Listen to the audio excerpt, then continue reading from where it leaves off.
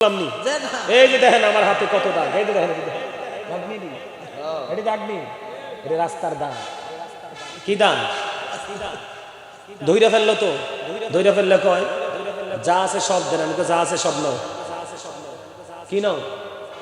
যা আছে সব দেন। কয় যা আছে সব নাও। এরে কই তুমি সব নিয়ে যাও, আমার মোবাইলও নিয়ে যাও, সিমটা দিয়ে দাও। I am really sorry. নাউজুবিল্লাহ বলবেন না? হাতে কি বিক্ষোভ না? কথা কন না কেন? আর নাম ধরে ডাক দেখি জানেন, কালা, লাল, হলুদ, এমনি তো ডাকে। আমি নিজে বৈশাখ রং চাইতেছি, তো তামাশা চাইতেছি। পরে আমি করলাম, তোমরা তো সারা রাত ডাকাতি করছো, পেটে তো খিদা, অনেক কষ্ট হয়েছে। আমার পিছনে বিরিয়ানির প্যাকেটগুলো আছে, পানির বোতল আছে, এগুলো নিয়ে খাও, এনার্জি জোগাড় করো। সত্যি সত্যি তো বিরিয়ানি নিয়ে খাইয়া তুষ। নাউজুবিল্লাহ বলেন। সব নেওয়ার পরে কিচ্ছু নাই। এবার আমার ছোট ভাই একটা আছে আমার সাথে, ওর রাম দেখি কাটতে ফেলাইতেছে। আমি বললাম, কি অদ্ভুত আচরণ তোমাদের, তোমরা কি মানুষ না? কি হয়েছে? আমি যা ছিল সব তো নিয়ে গেছো, মানুষকে আঘাত করছো কেন? আঘাত করার ইচ্ছা থাকলে সবকিছু নামিয়ে আঘাত করতাম। নাউজুবিল্লাহ বলেন না? এই যে নিশিরাত্রে রাত্র 4টা বাজে যে দাঁড়াই, সেটাকে ভিক্ষা না? চুরিও ভিক্ষা। কথা কর না কেন? আরো জোরে। আমাদের দেশে কত রকমের ভিক্ষুক যে আছে। বড় বড় ভিক্ষুক আছে নি? ব্যবসায়ীদের কাছে যায় যে, কথা কয় না? আরো জোরে। কোন গরুর খামারের মালিকের কাছে যায় যে, ভিক্ষা করছে। এই ভিক্ষার খবর কিন্তু আমরা জানি না। কথা বলেন না কেন? কারণ এই বিষয়টা নিয়ে ওয়াজ করব বলি, কিন্তু করার সুযোগ হয় না। আজকে আপনাদেরকে একটু শোনাতে মন চাইছে, শোনাবো কিনা? আরো জোরে বলেন না, রাগ করবেন না তো? আরো জোরে বলেন। আমার রাসূল বলেছেন, আমার দিকে তাকান, যার ঘরে সকাল এবং বিকালের খাবার আছে রে, যার ঘরে সকালের খাবার আছে এবং বিকালের খাবার আছে, সকাল বিকালের খাবার যার ঘরে থাকবে, তার জন্য ভিক্ষা করা জায়েজ নাই। হিসাব করবেন। আমার রাসূল বলেছেন, যার লজ্জাস্থান ঢাকার মতো পোশাক আছে রে, তার জন্য ভিক্ষা করা বৈধ নয়। আমার রাসূল বললেন, হাদিস শরীফের মধ্যে এসেছে বন্ধু, গুরুত্বপূর্ণ ওয়াজ। আমার রাসূল বলে দিলেন, তোমরা হাতে রশি নাও। খেয়াল করেন, কি নাও? তোমরা হাতে রশি নাও। এক হাতে রশি নাও, আরেক হাতে দাও নাও, অথবা কোরাল নাও, অথবা করাত নাও। এই দুইটা জিনিস নিয়ে তোমরা সোজা পাহাড়ে চলে যাও। ওই পাহাড়ে চলে গিয়ে তোমরা কি করো? ওখান থেকে তোমরা কাঠ কেটে রশি দিয়ে বেঁধে তোমার আঙিনায় নিয়ে এসো। এই লাকড়িগুলো বিক্রি করে তুমি তোমার চাহিদা পূরণ করো। তারপরেও কারোর কাছে তুমি ভিক্ষা চেও না, কারণ যার কাছে তুমি চাইলে সে দ্বিতীয় পারে, আবার নাও দিতে পারে। আমাদের কাছে যে সাহায্য আমরা কি দেই? বিশেষ করে পয়সাওয়ালা যারা, তারা কিন্তু কখনোই ভিক্ষাও দিতে চায় না, মাহফিলও করাতেও চায় না, ভালো কাজে নিজেকে যুক্তও করতে চায় না। এই জন্য আমি বলি, the rich are not always happy. ধনীরা সব সময় সুখী নয়। The poor are born to suffer. গরিবরা জন্মগ্রহণ করেছে দুঃখ ভোগের জন্য। ঠিক কেনা বলেন? কারণ দুনিয়ার ধনে যারা ধনী, তাদেরকে ধনী বলা হয় না। আল গিনা গিনান নফস। প্রকৃত ধনী হলো আত্মার ধনী, যার সিনায় আল্লাহ রাসূলের প্রেম ভালোবাসায় ভরা, যার অন্তরে প্রেম আছে, সেই হলো সত্যিকারের ধনী। জোরে কন্যা সুবহানাল্লাহ। কিন্তু দুনিয়াতে আবার সব ধনী লোক আবার একরকম না। কথা বলেন না? ব্যতিক্রম আছে না? অনেক ধনী লোক আছে ব্যতিক্রম, যারা দুনিয়ার সবার মতো নয়। ঠিক কিনা বলেন? এদিকে দেখান, যারা শুধু মানুষের কাছে হাত পাততে পাততে অভ্যাস। আমার রাসূল বললেন, যিনি দেয় ওনার হাত হলো উপরের হাত, আর যিনি নেয় ওনার হাত হলো নিচের হাত। তার মানে যিনি দেয় তিনি বড়, আর যিনি নেয় তিনি ছোট। হিসাবকে বুঝেননি? আমার দিকে তাকান। এবার আমি আপনাদেরকে বলে দেই বন্ধুরে আমার, হযরত উবাইদুল্লাহ রাদিয়াল্লাহু তাআলা আনহু থেকে হাদিস বর্ণিত, গভীরভাবে খেয়াল করেন। তিনি বললেন, আমার কাছে সুঠাম দেহের মানুষ আসলো। আসার পরে দুইজন বলল, আল্লাহ রাসূল বিদায় হজের সময় যাকাত বন্টন করতেছিলেন। কি করতেছিলেন? আল্লাহ রাসূল খেয়াল করেন, তিনি দানের মানে সদকার মাল তিনি বন্টন করতেছিলেন। যখন তিনি সদকার মাল বন্টন করতেছিলেন, ঠিক এই মুহূর্তে সুটাম দেহের দুইজন এসে তারা কি বললেন? আমরা যখন রাসূলের কাছে ওই সম্পত্তির জন্য গেলাম, রাসূল আমাদের দিকে খেয়াল করেন বন্ধু, অত্যন্ত গুরুত্বপূর্ণ আলোচনা রে। আমার রাসূল কি করলেন? ওই সুটাম দেহের দুইজনের দিকে চোখ তুলে তাকালেন। তাকানোর পরে দেখলেন তারা মোটা সোটা, কি তারা মোটা সোটা, কর্ম করতে পারবে, কাজ করতে তারা সক্ষম। এবার রাসূল তাদের চেহারার দিকে তাকালেন। চেহারার দিকে তাকিয়ে রাসূল বললেন, তোমরা যদি আমার কাছে চাও আমি তোমাদেরকে দিব রে, কিন্তু এখানে যারা কর্মক্ষম মানে কর্ম করার শক্তি রাখে, কি রাখে? কাজ করার শক্তি রাখে, কর্ম করার সক্ষমতা আছে, ওই ব্যক্তি এবং ধনী যারা আছে তাদের এখানে কোনো হক নাই। সুবহানাল্লাহ বলেন না কেন? আরে জোরে বলেন না সুবহানাল্লাহ। কি নাই? কি নাই? যারা কর্ম, আপনি কিন্তু আপনার ঘরে অর্থ নাই, কি নাই? আপনার ঘরে টাকা পয়সা নাই, কিন্তু আপনি পরিশ্রম করলে টাকা এসে যাবে। এইরকম শক্তিশালী যারা আছে তাদের জন্য ভিক্ষা করা জায়েজ, সাদকা নেওয়া জায়েজ, মানুষের কাছে হাত পাতা জায়েজ। আরে ভাই, অপ্রয়োজনে কারো কাছে চাইতেও তো লজ্জা করে, তার কারণ প্রত্যেকটা মানুষের কিন্তু আত্মসম্মান, আত্মমর্যাদা আছে, আছে না? আপনি বলেন কারো কাছে চাইলে কি আত্মসম্মান থাকে? হ্যাঁ, চাইতে পারবেন। হাওলা ভাই আমাকে 5 লাখ লাগুক, 10 লাখ লাগুক দেন, আমি আপনাকে দিয়ে দিব, ঠিক না? কিন্তু আল্লাহর রাস্তায় ভিক্ষা যাবে না। ধনী মানুষের এখানে কোনো হক নেই, যারা শক্তিশালী মানুষ তাদেরও কোনো এখানে হক নেই। তাহলে কি বোঝা গেল? আমার দিকে তাকানো বন্ধু, অত্যন্ত গুরুত্বপূর্ণ আলোচনা। হযরত সাওবান রাদিয়াল্লাহু তাআলা তিনি বললেন, আমার রাসূল বলেছে দুনিয়াতে কেউ যদি অন্যের কাছে হাত না পাতার অভ্যাস করে, তার মানে কেউ যদি, আমার রাসূলকে রাসূল বললেন, কেউ যদি আমাকে কথা দেয় আমি কারো কাছে হাত পাতবো না, আমার রাসূল জানিয়ে দিলেন। কেউ যদি কথা দেয় আমি কারো কাছে হাত পাতবো না, আমার রাসূল জানিয়ে দিলেন আমি কথা দিলাম আমি নবী, তার জান্নাতের জামিন আমি নবী হয়ে যাব। তখন হযরত সাওবান রাদিয়াল্লাহু তাআলা আনহু তিনি বললেন, আমি কথা দিলাম রে, আজকে থেকে আর কোনোদিন আমি কারো কাছে কিছু চাইবো না। এরপর থেকে হযরত সাওবান রাদিয়াল্লাহু তাআলা আনহু তিনি জীবনে কোনোদিন তিনি কারো কাছে কিছু চায় নাই। জোরে জোরে কন্না সুবহানাল্লাহ। আরো বড় মজার খবর আছে বন্ধু, হযরত কবিস রাদিয়াল্লাহু তাআলা আনহু, এই এটা গুরুত্বপূর্ণ ওয়াজ, কারণ আমরা দেশের মানুষ নিজের ঘরে সামর্থ্য থাকার পরেও কফি ক্ষেতের মালিকের কাছে যাই, আমার একটা কফি দেন না, এটাও তো ভিক্ষা। কারণ রাসূল না বলছে 2 বেলার খাবার যার ঘরে আছে সে ভিক্ষা করা জায়েজ নাই, বৈধ নাই। এখন তোমার ঘরে টাকা আছে, পয়সা আছে, সবই তো আছে, কফি যে সে ফলাইছে সে কি টাকা দিয়ে ফলাই নাই? কথা বলেন না কেন? 5 টাকার কপি তুমি 3 টাকা দাও, কিন্তু আল্লাহর রাস্তায় ওনার কাছে খুঁজতে পারবা না, এটাও ভিক্ষার অন্তর্ভুক্ত। সে দিলে তো তোমাকে, এমনি দিলে তো সে নিজেই স্বেচ্ছায় দিবে। কথা বলেন না কেন? আরো জোরে। আপনাদের এলাকায় বড়রাই কিন্তু অনেক ফসল হয়, বিশেষ করে লতির জন্য বিখ্যাত। কসুল লতি, আমার কথা কয় না, হাসানা নিসা। আরো জোরে। মাঝে মাঝে যখন আসি দেখি রাস্তার কিনারে অনেক স্তূপ দিয়ে রাখছে, খুব সুন্দর লতি আছে না নাই? যিনি লতির বাগান করলো আপনি ওনার কাছ থেকে কিনে নিতে পারবেন, 8 টাকার জায়গায় আপনি 6 টাকা দিতে পারবেন, কিন্তু আপনার সামর্থ্য থাকার পরেও আল্লাহর রাস্তায় তার কাছে চাইতে পারবেন না, এটাও বন্ধু ভিক্ষা। কথা কয় না কে? আরো জোরে, আরো মহাব্বতে। বিশেষ করে মানুষ হাসতে হাসতে কত শশা গাছ থেকে খেয়ে ফেলে, ঠিক কিনা বলে? আপনার সামর্থ্য আছে কিনার মতো, ও বন্ধু কিনার মতো তৌফিক আপনার আছে, আপনি কিন্তু জোর করে আরেকজনের এখান থেকে খেতে পারবেন না। একদিকে আপনি তার কাছে আল্লাহর রাস্তায় চাইতে পারবেন না। একটা হলো রাস্তার ফকির, আরেকটা হলো বন্ধু বাড়ির ফকির, আরেকটা হলো 3 রাস্তার ফকির, আরেকটা হলো বন্ধু পিস্তলওয়ালা ভিক্ষুক। ও কথা কয় না? আরো জোরে এটা বলবো। এই যে দেখেন আমার হাতে কত দাগ, এই যে দেখেন এটা রাস্তার দাগ। কি দাগ? ধইরা ফেললো তো, ধইরা ফেললে কয় যা আছে সব দেন, আমি তো যা আছে সব নাও। কি নাও? যা আছে সব দেন, যা আছে সব নাও। এরে কই তুমি সব নিয়ে যাও, আমার মোবাইলও নিয়ে যাও, সিমটা দিয়ে দাও। I am really sorry. নাউজুবিল্লাহ বলবেন না?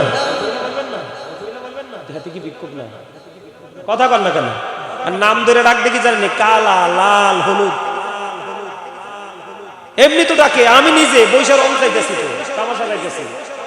পরে আমি বললাম, তোমরা তো সারা রাত ডাকাতি করছো, পেটে তো খিদা, অনেক কষ্ট হয়েছে, আমার পিছনে বিরিয়ানির প্যাকেটগুলো আছে, পানির বোতল আছে, এগুলো নিয়ে খাও, এনার্জি জোগাড় করো। সত্যি সত্যি তো বিরিয়ানি নিয়ে খাইয়া তুস। নাউজুবিল্লাহ বলেন। সব নেওয়ার পরে কিচ্ছু নাই। এবার আমার ছোট ভাই একটা আছে আমার সাথে, ওর রাম দেখি কাটটা ফেলাইতেছে। আমি বললাম, কি অদ্ভুত আচরণ তোমাদের, তোমরা কি মানুষ না? কি হয়েছে? আমি যা ছিল সব তো নিয়ে গেছো, মানুষকে আঘাত করছো কেন? আঘাত করার ইচ্ছা থাকলে সবকিছু নামিয়ে আঘাত করতাম। নাউজুবিল্লাহ বলেন না? এই যে নিশিরাত্রে রাত্র 4টা বাজে যে দাঁড়ায়, সেটা কি ভিক্ষা না? চুরিও ভিক্ষা। কথা কর না কেন? আরো জোরে। আমাদের দেশে কত রকমের ভিক্ষুক যে আছে। বড় বড় ভিক্ষুক আছে নি? ব্যবসায়ীদের কাছে যায় যে, কথা কয় না? আরো জোরে।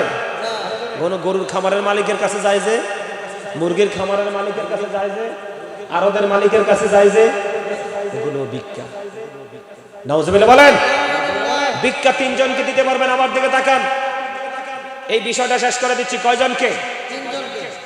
আমার দিকে তাকান বন্ধু। হযরত কাবীস রাদিয়াল্লাহু তাআলা তিনি বললেন, আমি অনেক বড় অভাবে পড়ে গেলাম। অনেক বড় অভাবে যখন আমি পড়ে গেলাম, অনেক বড় অভাবে পড়ার পরে এবার আমি আমার প্রাণের রাসূলের কাছে গেলাম। আমি যখন আমার রাসূলের কাছে গেলাম, রাসূলের কাছে যাওয়ার পরে এবার আমার রাসূল একটা ডাক দিয়ে বললেন, তুমি অপেক্ষা করো। কি করো? অপেক্ষা করো, মাল আসা পর্যন্ত অপেক্ষা করো। এবার হযরত কাবীস রাদিয়াল্লাহু তাআলা অপেক্ষা করলেন। তিনি যখন অপেক্ষা করলেন, বন্ধু অপেক্ষা করার করতে করতে এবার আমার রাসূল বলতেছে, 3 শ্রেণীর মানুষ ছাড়া কেউ ভিক্ষা করতে পারবে না, সাহায্য চাইতে পারবে না, কারো কাছে হাত পাততে পারবে না। হুজুর, এই 3 শ্রেণীর মানুষ কে গো? একটা হলো আমাদের সমাজের মধ্যে অনেক বেশি ঋণগ্রস্ত মানুষ। কে মানুষ চাইতে পারবে? সুবহানাল্লাহ বলেন না? মনে রাখবেন, কি অনেক বেশি ঋণী? কি অনেক বেশি ঋণী? আপনি হলেন ধনী, সে হলো ঋণী।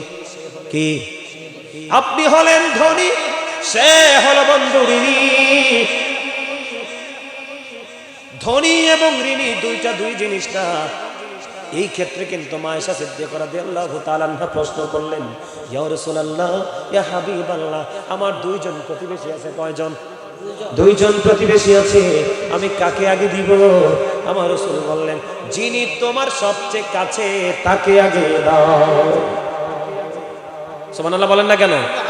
আর আমরা কিন্তু এখন কাছের মানুষকে না দিয়ে কোথায় দেই? আত্মীয় স্বজনের সাথে। সিস্টেম হলো 2 জনই তোমার কাছে, এর মধ্যে যে বেশি কাছে তাকে আগে দাও। তাহলে আপনার বাড়ির আঙ্গিনায় যে মানুষটা অনেক বেশি কি অসহায়, ঋণী, আপনি তাকে কি করতে হবে? সাহায্য করতে হবে। কার কথা? আল্লাহ রাসূলের কথা। ঠিক কিনা বলেন? আরো জোরে। বন্ধুরে আমার, 2 নাম্বার আমার রাসূল বললেন, বন্ধু, বন্যা হলো, প্লাবন হলো, প্রাকৃতিক কোন দুর্যোগ নেমে আসলো।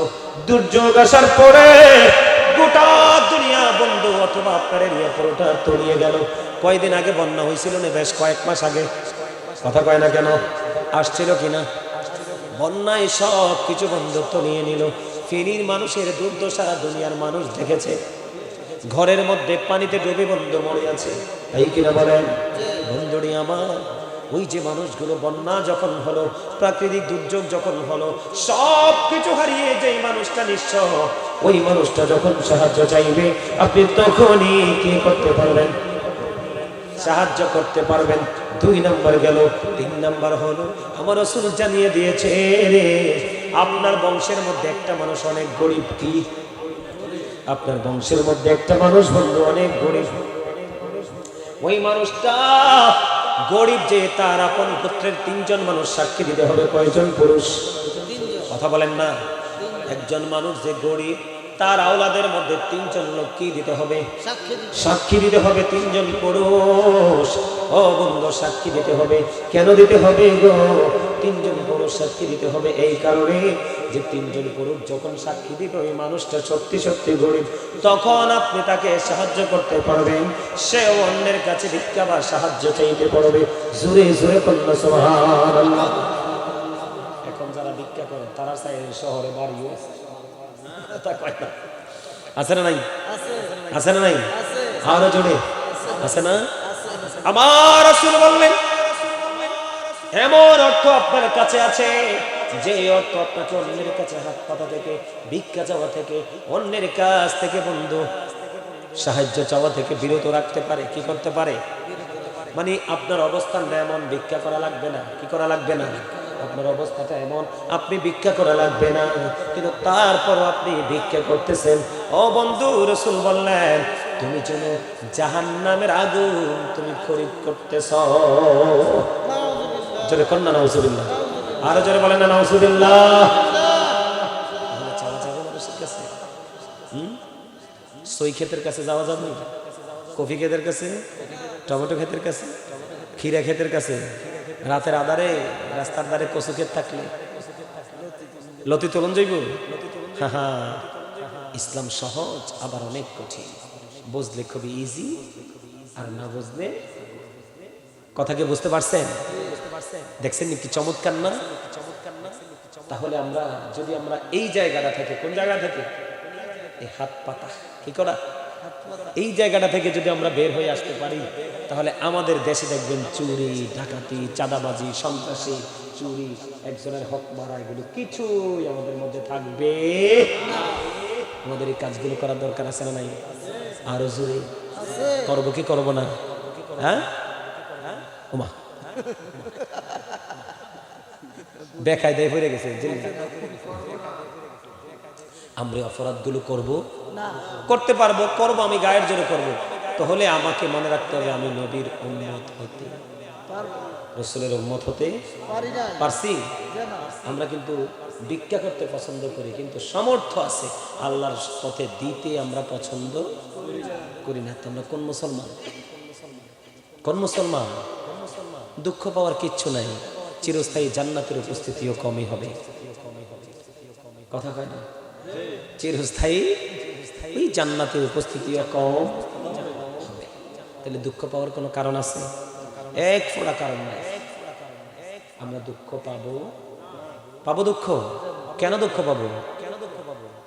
আমরা এই জন্য বলেছি আলেমদের সাথে কি করতে হবে? প্রেম করতে হবে। আপনি যখন কোনো আলেমকে ভালোবাসবেন তখনই দেখবেন আপনার লাইফ স্টাইলটা চেঞ্জ হয়ে গেছে। আল্লাহ আমাদের সবাইকে কবুল করে নিক। সকলে বলেন আমিন। আরো জোরে বলেন আমিন। আর একটু মহব্বতে বলেন আমিন। কথা কিছু বলবো সবার শেষে? মানুষ তো নাই নাকি? একটু টাচ। আচ্ছা ঠিক আছে, বলবো নাকি শেষে করবেন? বলতাম। সম্মানিত উপস্থিতি, আমার দিকে তাকান। প্রেম নিয়ে তো একটু ওয়াজ করলাম না? প্রেমটা আমার এই মুহূর্তে একটা হাদিস মনে পড়ছে, খুব চমৎকার, একটু শোনাবো। আপনারা সবাই জানেন, যারা হজ করতে গেছেন, নবীজির রওজার পাশে আবু বকর, ওমর দুজনই শুয়ে আছে, ঠিক কিনা বলেন? আলো জোরে। এই আবু বকর ওমরের প্রেম নিয়ে আমি একটা গজল লিখছি, গাইব? নবীজি কেমন করে বলি তোমায় দেখি, নবীজি কেমন করে বলি তোমায় দেখি, আছো তুমি ওই মদিনায়, আছো তুমি ওই মদিনায়, সঙ্গে নিয়ে দুই প্রেমিক সাথী, কেমন করে বলো। ওমা না না, গজল কে লাভ নেই, আরে পারে না তো। আচ্ছা, আমার এই দুইটা গজল গাওয়ার অনুরোধ করা হয়েছে, কে জানি করলো, একটু একটু করে গাই। হ্যাঁ, আগে একটা গাই ছোট্ট করে। বারে বারে ভাবি একা বসে নিরালায় রে, পাখি হয়ে উড়ে যেতাম সোনার মদিনায় রে, সোনার মদিনায় রে, বুলবুলিরা কথা শোনা, উড়ে যাও কোথায় রে, আমার সালাম খানি পৌঁছে দিও নবীজির রোজায় রে, নবীজির রোজায় রে, বলেন বারে বারে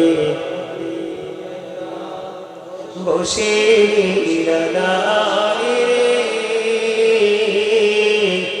পাখি হলে ওড়ে যেত সোনার মদিনায় রে, সোনার মদিনায় রে। মারহাবা বলেন, আরো জোরে মারহাবা।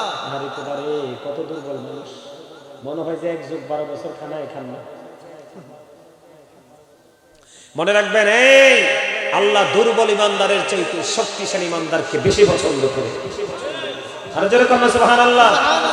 আরে মিয়া, চামড়া বুড়ো হইলে কি হয়েছে, মনটা বুড়া না হইলেই তো হয়। প্রেম কি চামড়ায় থাকে না মনে থাকে? আরে জোরে, ও নবীর প্রেমিকেরা